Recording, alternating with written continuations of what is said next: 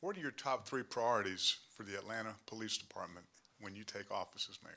Thank you for the question. Well, first, I think we need a new chief. The current chief has indicated that he is, in fact, going to retire after this tour of duty, so that would be number one. Second, I think we need to look at department management and productivity, and there, I think, under that umbrella, we would look at compensation models as well as retention initiatives. So when I think about the men and women in blue who put themselves between us and harm's way every day, I think they need to be rewarded and rewarded handsomely for their work. And I'd like to consider some of the private sector models that include rewarding people who are working for their experience, their expertise in the area, and any certifications that they might have. So that would be important, I think, to those who are coming on board. Clearly, we've been able to recruit many police officers. We have not been able to retain many of our officers over a long period of time. So under that umbrella of management and productivity, I think I would also look at retention initiatives like housing pools, where they would have an opportunity to get a home in the city of Atlanta at a reduced rate or in return for staying a certain amount of years. So getting a chief, looking at productivity and management, and then last but not least, using technology to augment the men and women who are riding in their cars every day or riding horses or riding segways. I saw police officers riding segways just the other day. Okay. So after the first 100 days of your term, what will our police officers and citizens see toward those goals?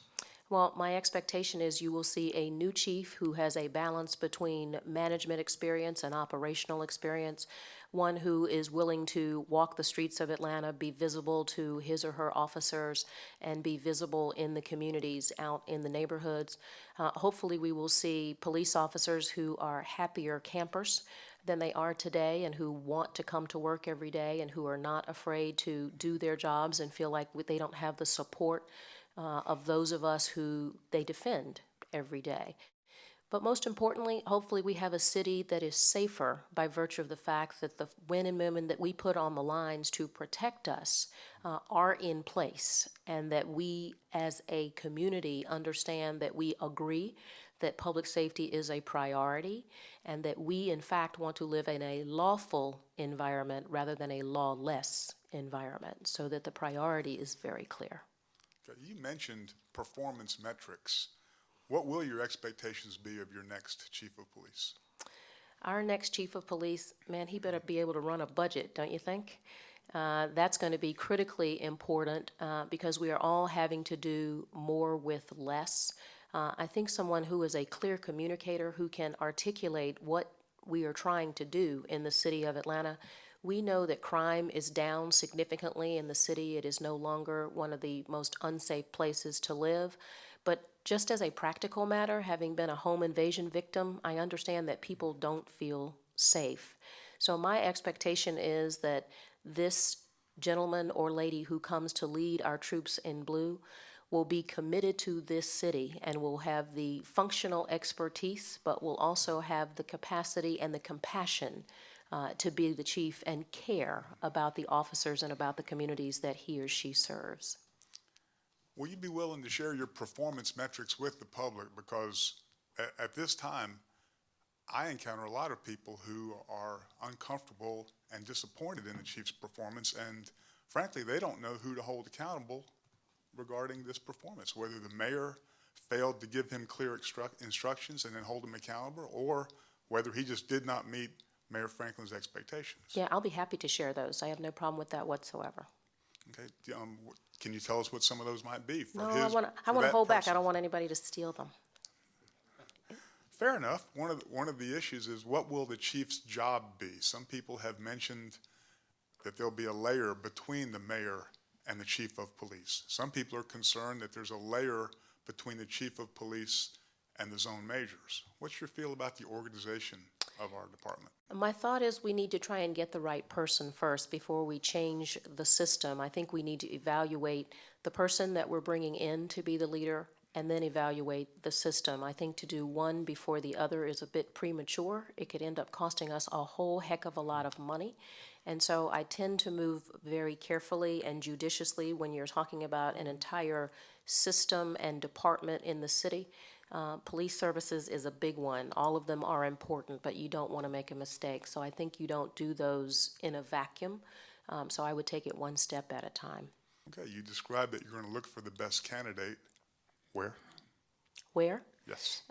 We would do a national search, but the candidates here in Atlanta who would be willing and offering themselves as police chief, I think should get top consideration.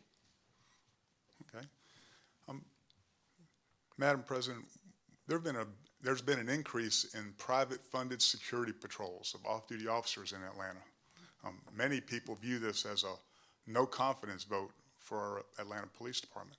How do you feel about these supplemental patrols? Well, they actually act as a complement to the police department, but I agree that there is some lack of confidence, perhaps some of it deserved, some of it undeserved. But I look at the additional patrols in the neighborhoods as an asset, an added asset to the police department. And as long as they are doing what is lawful and they are helpful to the police department, I do not have a problem with them. Okay. To take issue with something you said a moment ago about our crime, I think there's a disconnect between citizen perceptions and the numbers that are being reported through the police department. Mm-hmm. Do you have a concern about that? Absolutely.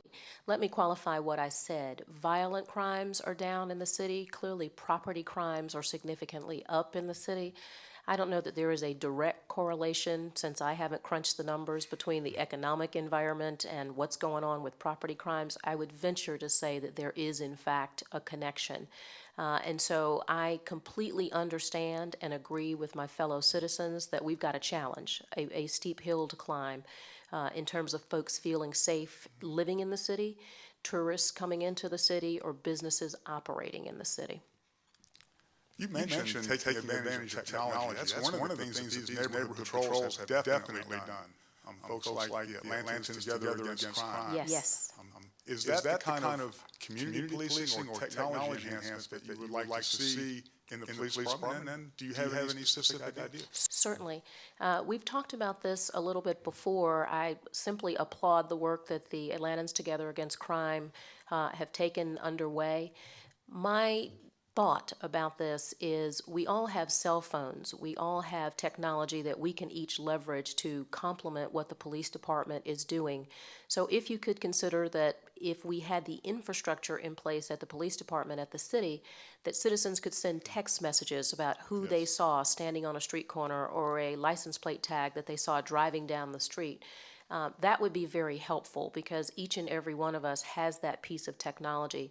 Additionally, something like surveillance cameras dropped into our traffic signals would be very helpful, not only in surveilling what's going on in a particular neighborhood or a high crime corridor or district, but it could help us with fees and fines with people running red lights. And we've already started some of that, obviously. So we're not supposed to make money, but certainly getting the fines that we deserve as a municipality because someone has broken the law would be helpful. So certainly, text messaging, I guess, is what my first thought would be, which is what the ATAC folks have talked about, and we have talked about previously. The other dimension that these neighborhood security patrols bring is a sense of very direct relationship with a police officer, something that the Atlanta Police Department hasn't been able to maintain over time. Do you have any plans about that? Don't have any direct plans about that, but if we could stabilize the number of officers, then perhaps we could stabilize where people are working. It is very difficult when you have a dynamic pool of people moving all the time. It is very difficult to assign people to one place and have them stay there. Any chief, I think, would need as much flexibility as she or he could have, but certainly we would like to have a stable number of police officers and have it increase rather than decrease on an annual basis.